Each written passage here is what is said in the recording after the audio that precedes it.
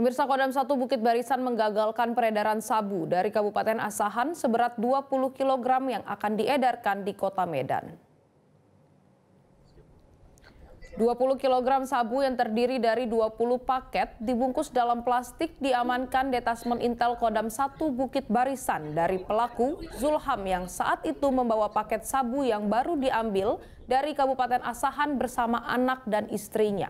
Saat tengah berada di Kota Kisaran, mobil yang dikendarainya langsung dihentikan oleh anggota TNI Kodam 1 Bukit Barisan dari Satuan Detasmen Intel Kodam yang langsung menggeledah mobil pelaku dan temukan kardus yang berisi sabu. Menurut Kasdam 1 Bukit Barisan, pihaknya mendapatkan laporan dari masyarakat bahwa akan ada mobil yang membawa narkotika dalam jumlah besar. Mendapatkan informasi itu, anggota Kodam 1 Bukit Barisan langsung bergerak cepat dan berhasil menangkap pelaku bersama keluarganya. Dari keterangan pelaku, Zulham, ia sudah membawa narkotika jenis sabu ini dari Asahan ke Kota Medan sebanyak 2 kali dengan imbalan 4 juta rupiah setiap kilogramnya.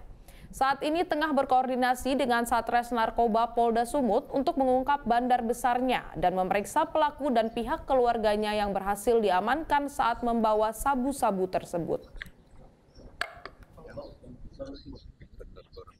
Berhasil menghentikan dan memeriksa mobil dengan jenis Avanza tersebut yang di dalamnya ditemukan 20 kg jenis sabu-sabu.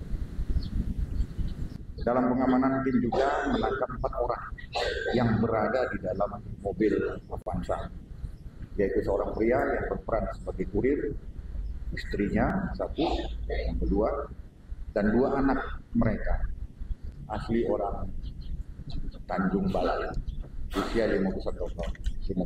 Jelajahi cara baru mendapatkan informasi. Download Metro TV Extend sekarang.